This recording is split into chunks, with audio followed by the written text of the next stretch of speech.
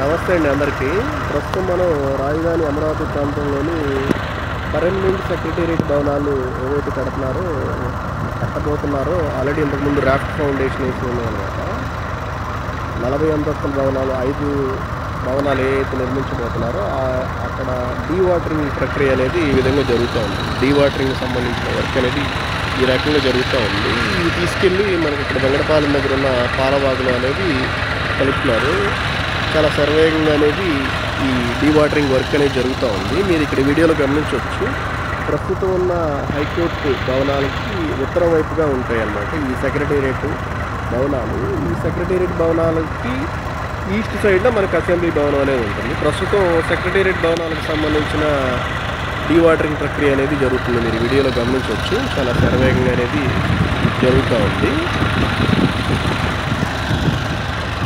పరిసర ప్రాంతాల్లో ప్లాట్ల అమ్మకాలు కొనుగోలు కొరకు సంప్రదించగలరు professional consultancy Amaravati. Thank you.